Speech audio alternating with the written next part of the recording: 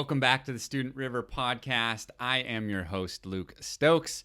Once again, thank you for joining me. Today, we're going to continue our series on websites. And I want to do a series on websites because as I look around, and specifically within the Kids Activity Center space, and maybe even more specifically, some of the gymnastics and dance sites that I see out there, they're bad.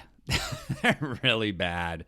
And it's just that you guys have gotten away likely for so long with your location and haven't had to really worry about your online business card, your website, and it shows. And so I'm hoping to just kind of point you in the right direction. I'm, not a design specialist by any means, but I have a pretty good background in websites and what it's going to take to get people to take the action that you want to take. And so today we're going to take that next step. Last week, if you recall, we talked about the three questions that you need to answer in the first 8 seconds. And if you haven't listened to that episode yet, I really recommend you go back and listen to it because it gives you a foundation for every page on your site, how you need to approach the thought process of your visitor, how you can enter the conversation going on in their mind on every page that they land on. And so it really is the basics of anything else that you do, from the buttons and fonts and everything else comes secondary to buttons and fonts. Those were the two things that came out that were in my mind. There's obviously a lot more that goes into a website, but buttons and fonts is what popped into my head.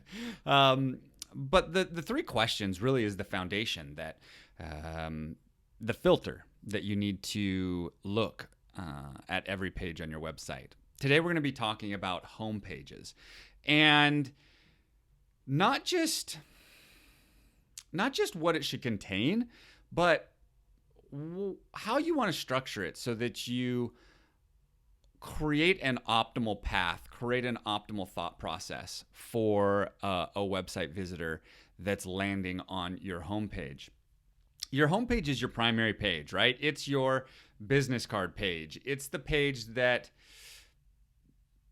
really leads most people's searches. Now, there are lots of quote-unquote SEO types of things that you can do to your website, search engine optimization, that'll make other pages rank and other pages come up prior to your homepage. But your homepage is what's going to get ranked most of the time. The homepage is what people land on most of the time if they type in your web URL. And really, you're being judged. You really are. You're being judged as a brand based not on your facility, at least not initially. You're absolutely being based on your facility, don't get me wrong, but not initially, because most people aren't seeing your facility as their first interaction with you. Their first interaction with you likely is your website. You're being judged based on that. And so you need to take it seriously. You really do. You can't afford to put it on the back burner anymore. Now, this goes beyond design. Design plays a huge role in this, so don't get me wrong, but we're going to talk more about elements than we are design today. But a couple of quick thoughts on design before we move on. And this episode, by the way, I don't think it's going to be that long. This is going to be a really kind of a quick and short. I can get long-winded sometimes, and this is going to be a quick and short episode. So a little bit of the reprieve from my normal long-winded drivel. What was I talking about? Oh, a couple of quick thoughts on design before we go any further. When you think about design, it needs to be beautiful. Absolutely. But equally important is it needs to be intuitive. It needs to feel like this is exactly what I was thinking when I was thinking about going and doing and searching and clicking. And before I even got to the next step of what I was going to pursue, that option was in front of me. And while that seems almost like voodoo, like if that's even possible to enter the conversation at that level, it absolutely is. Website theory and design and structure is absolutely a science, and human interaction with that can absolutely be tracked. So it needs to be beautiful, but it needs to be intuitive to navigate. And there's a lot of good options out there. One of the ways that you can do this is as you navigate the web, because more than likely you're a web user, as you navigate different websites, make mental notes or actual notes, right? In a journal of websites that you love and why you love them. Maybe they had a really smart navigation system, or maybe you loved the way that they laid out everything above the fold, or maybe you loved the way they presented the testimonials or incorporated video, or how they used images, or the way they used their branding and logos, make notes so that when you go to redo your site, which you need to do every 3 to 5 years, by the way, because technology is always changing, customer expectations always changing. You're likely not wearing the same clothes that you were 5 years ago, not because of size, but because, styles change. And if you are, well, time to catch up, because things are changing and expectations of how a website's going to operate changes. And so making mental or actual notes, I recommend actual because, unless you've got just this incredible memory and remember exactly what it is, what was the website URL? What did you like about it? So that you can go and visit it again. And the point really is so that you have examples when it comes time to sit down with that person that's going to do your next design, that's going to create the next platform for your brand to reside on. That you can show them. Nothing is more frustrating to a designer than you being unable to articulate what it is that you want. I have worked with designers in every concept and every, way that you can think of, from regular graphic design to illustration to, video production to photography, all of it. And if you can't articulate what it is that you want, you end up having a situation where the designer has to guess. He gives you something and then you go, I don't really love it. Like, can we move that to the left? Can we move that up? Can we change the color of this? And while those changes are normal and expected, if that's the only feedback you can give your designer, it's just exhausting. So do your project a favor. Do your designer, your web development person, a favor and have an idea of what it is that you're looking to create before you go into the project of creation. All right, that's all I'm going to say about design. Today, we're going to talk about the 7 elements of creating, of a student creating a website. We're going to talk about the 7 elements of a student generating website. Here's how we're going to break this down. We're going to break it down into a couple of different pieces. And this is going to be pretty quick, really, because, how much can you really talk about a homepage? Now, it's going to be quick, but each element is very, very important. And I'll try and explain a little bit of why as we go. Again, watch the last episode, listen to the last episode talking about the 3 questions so that you can have a foundation of how these things should be considered and applied to your homepage. All right. Number 1. Now, this is no particular order. This was just the order that they came to me and how I lined it out here in my notes. So this isn't necessarily how you lay it out on a page, although a few things should be at the top above the fold. I'll mention that. Okay. Number 1, a headline. A headline is the bold text, probably no more than two lines of it, two lines stacked. And a headline is what it is that you do and what it is that's unique about what you do. So for example, this isn't about, the only 25,000 square foot gymnastics facility in the greater Los Angeles area, right? Or, those are features, this isn't, gymnastics instructed by 2-time gold medalist, right? Those are features.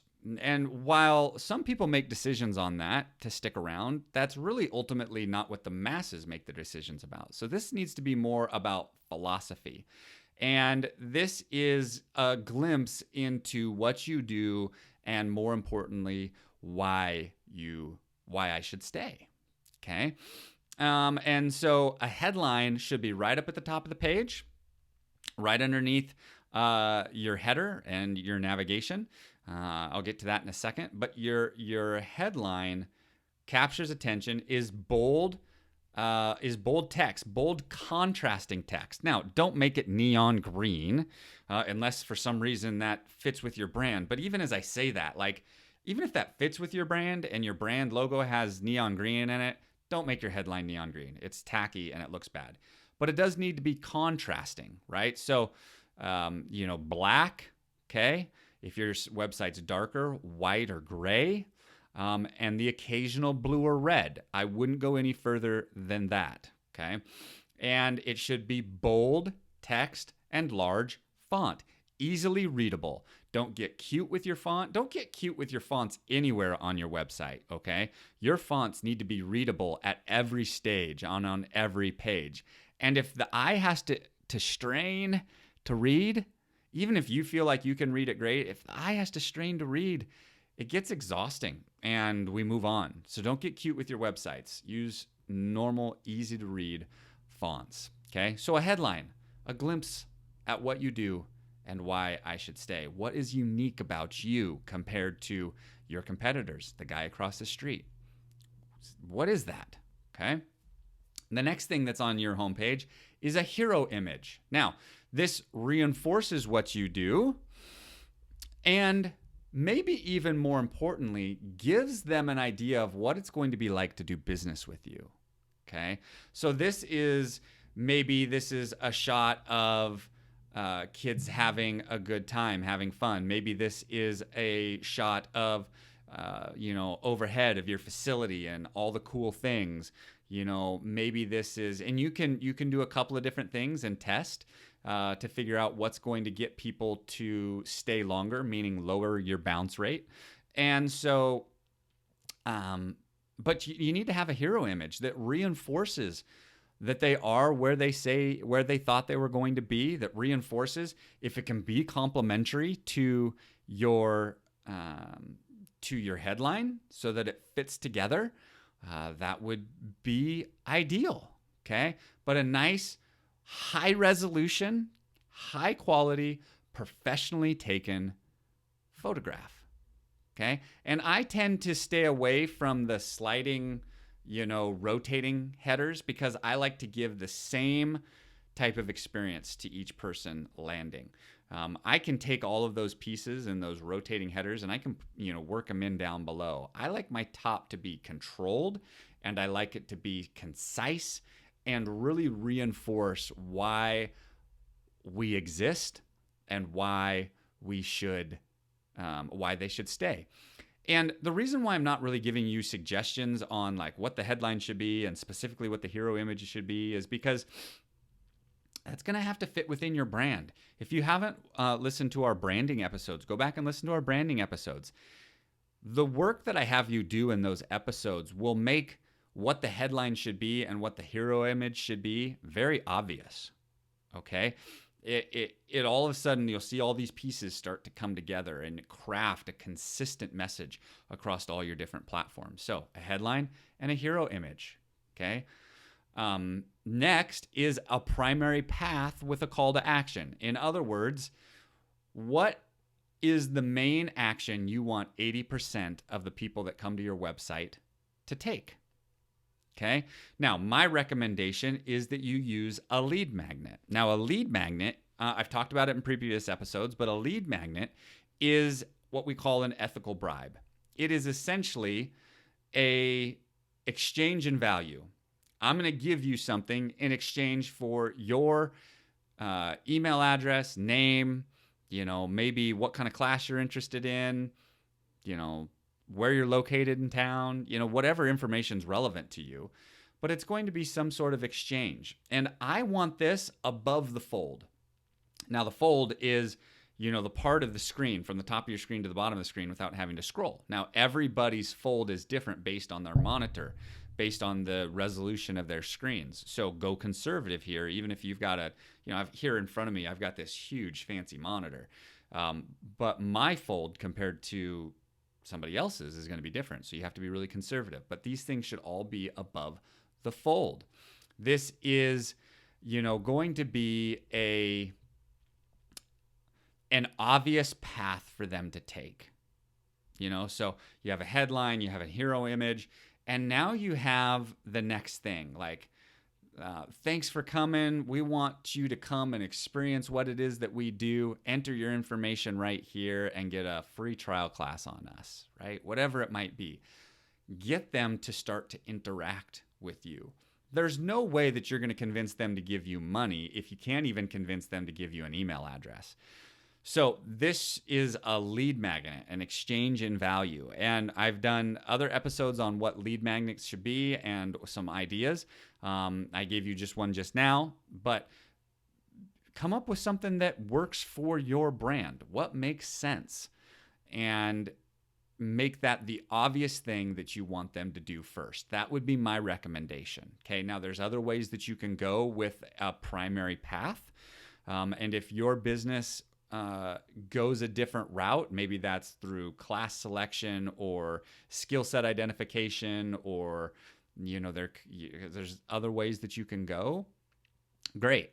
As long as that gets people involved in your brand and you can track the metrics that your bounce rates are down and people are engaging in your site, great. I like the lead magnet right there, front and center on my homepage above the fold, because I've only got 8 seconds to convince them to stay. And if the only thing I can get them to do while they're there is exchange information and get me their email address, this now allows me to follow up with them on an ongoing basis. So in a different season, maybe they're doing research around Christmas and they're not going to sign up, but now come January, they're likely to sign up, and I have the ability to now email them and tell them about special offers. Okay. I like having that data. I like building a database so that I can drive enrollments on demand.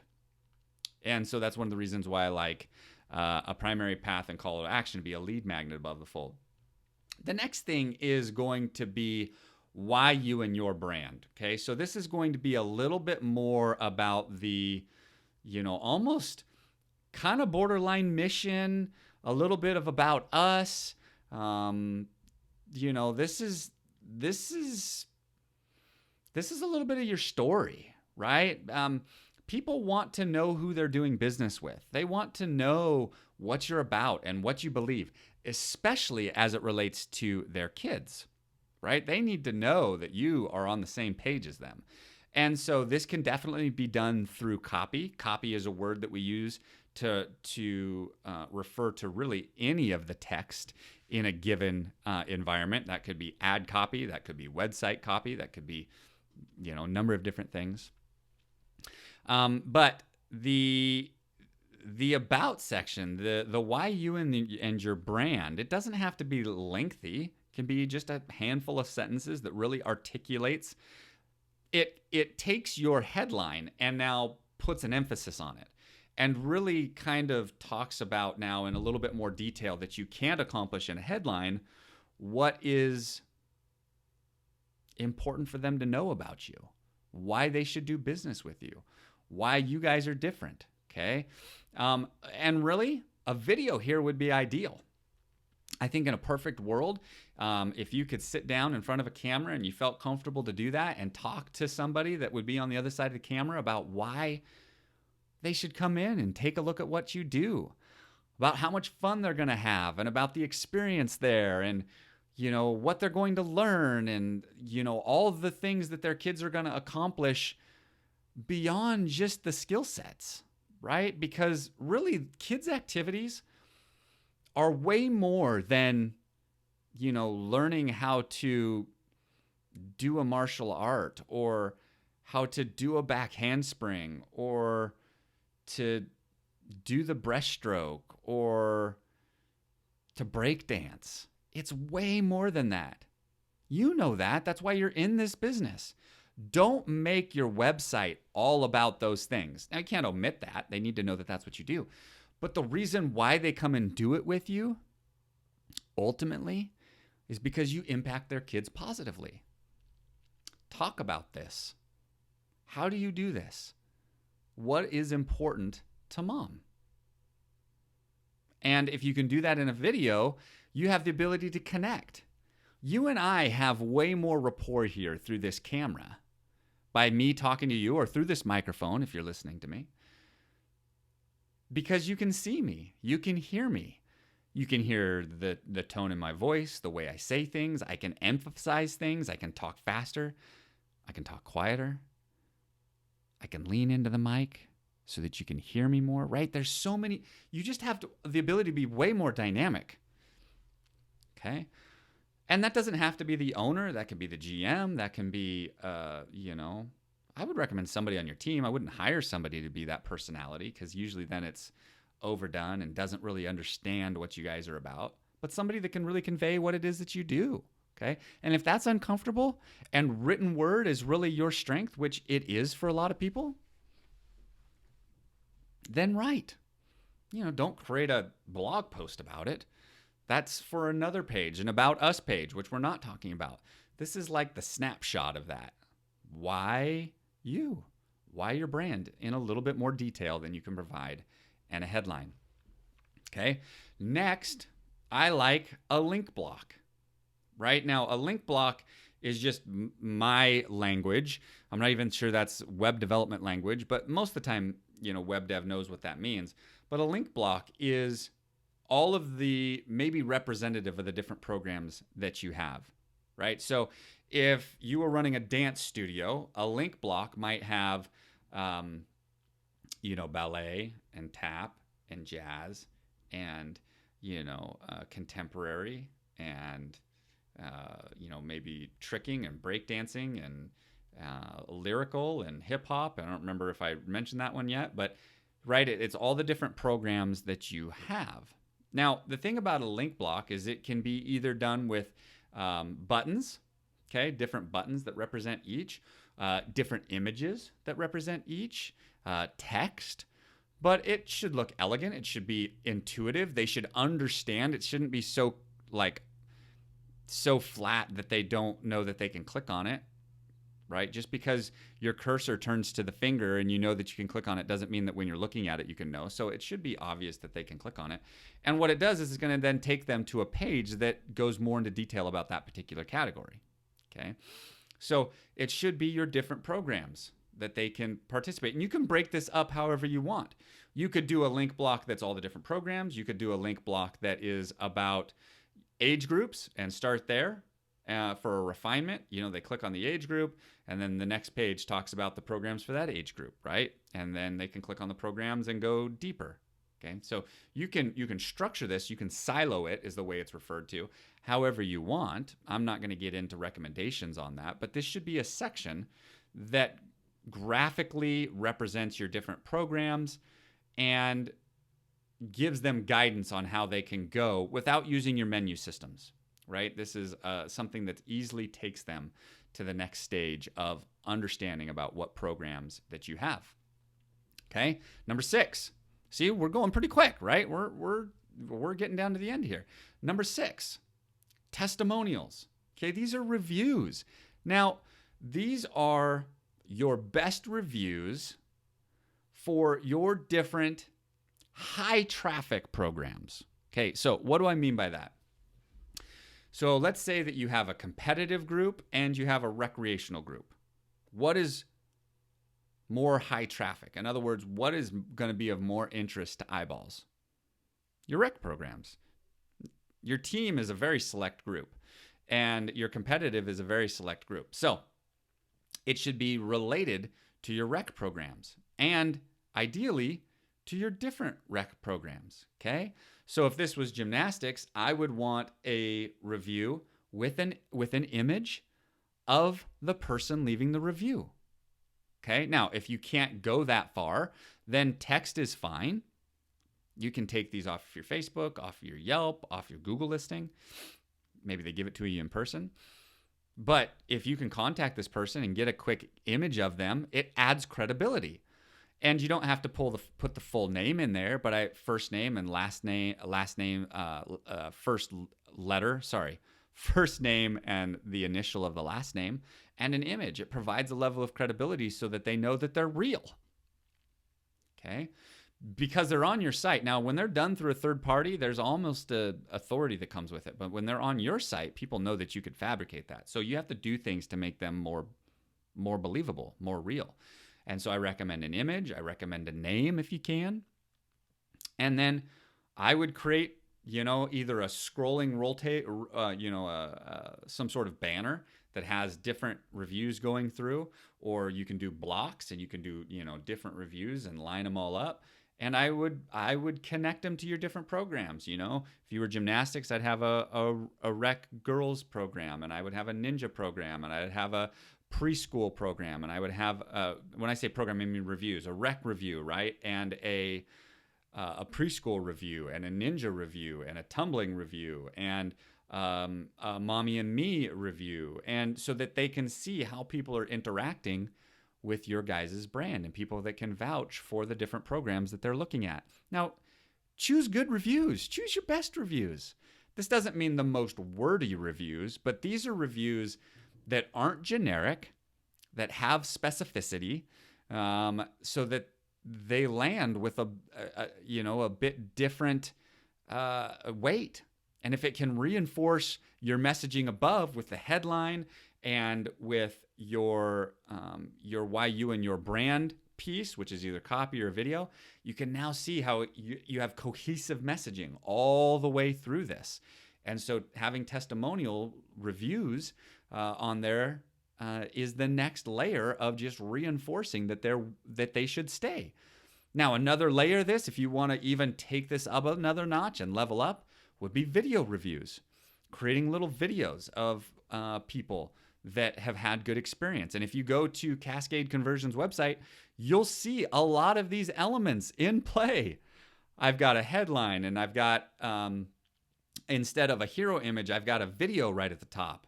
And then I've got a breakdown of our different programs and what we do and why we do that it's unique. And then I've got testimonials, and I've got all these different sections built in. And I've got links to the video testimonials because I do just text on the homepage, and because I already had another video there. And so there's different ways that you can do this. And it's not that there's a right way and that there's a wrong way. It's ultimately, do you get your customer to take the action that you want them to take? But you can check out some of these things on CascadeConversion.com, the homepage, on how we lay some of this stuff out if you want a good example about this, okay? But use reviews, and if you can get video reviews of mom standing there in front of the floor asking her a few questions, don't make it weird, make it normal and natural. Have a conversation, right? It doesn't have to be scripted.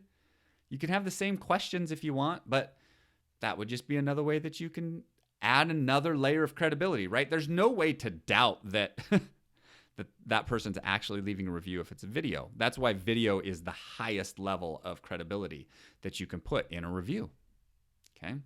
And then the last thing for your homepage. Now, this actually goes for every single page that this is going to be on, but your homepage, we'll just wrap it up here by saying a header and a footer. Now, a header and a footer needs to have something specific.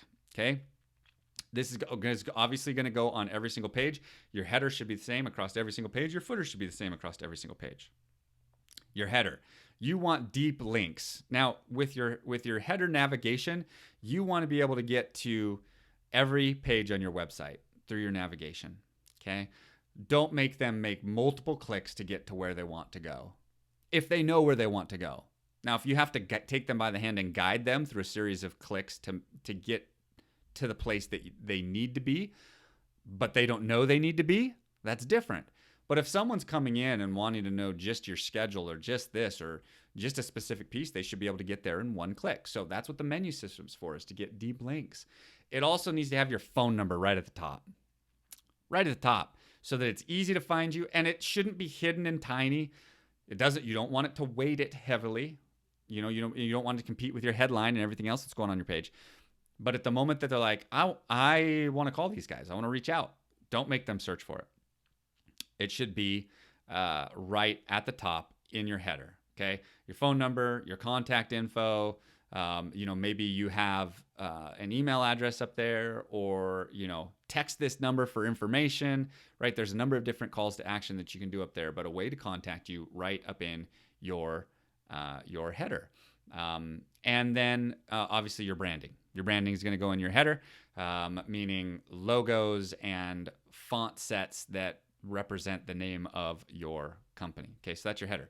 Now your footer is has a couple of pieces that are that I find most sites overlook, but are absolutely required if you want to be found in the search engines. And people don't know these things. So here's what needs to be in your footer: address and contact info. Okay.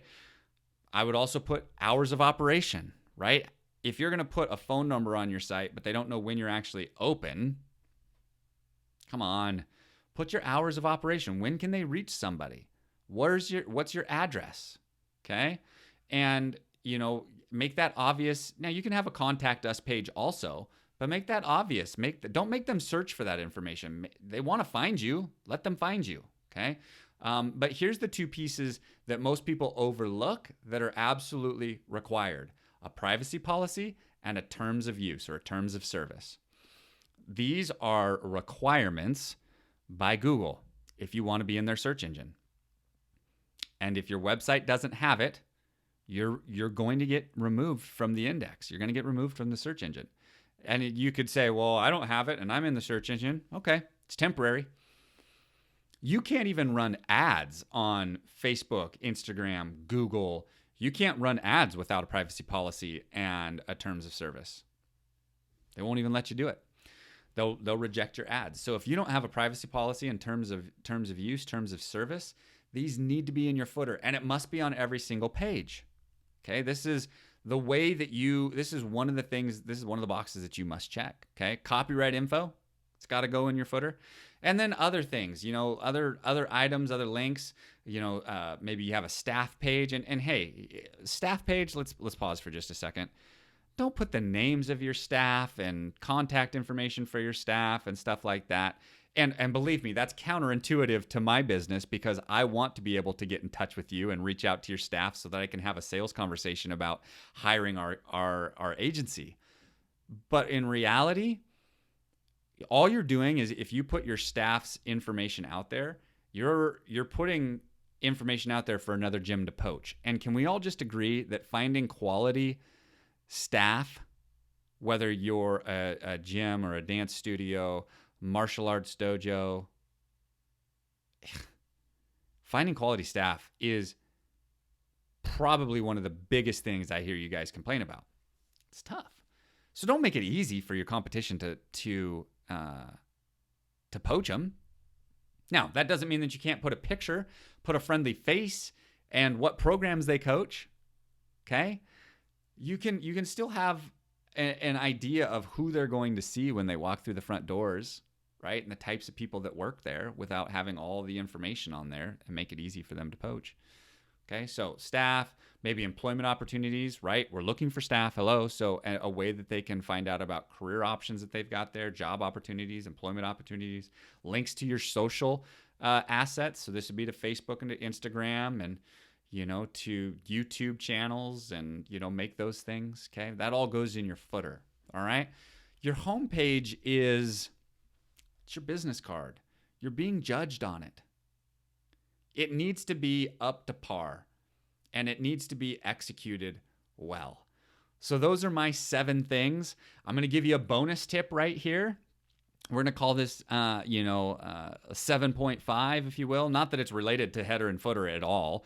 But this, I wouldn't call it 8, but, I would also, if it was me, I would put the option to chat with somebody live on your website so that they can type their questions right in to somebody, and have somebody that is monitoring that, someone at the front desk that has this chat software open. There's lots of different platforms out there, okay, that will allow you for free to put a chat function on your website so that people can communicate with you instantly.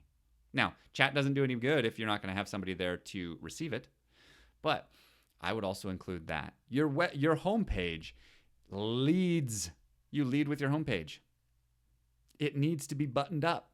It needs to be concise. It needs to look beautiful. It needs to be well laid out. It needs to give all the relevant information to at least take the next step. Like, you don't need to have everything on there about pricing and availabilities and all of that stuff. closures and, all that stuff doesn't matter, but at least not on your homepage. It does matter, but just not on your homepage.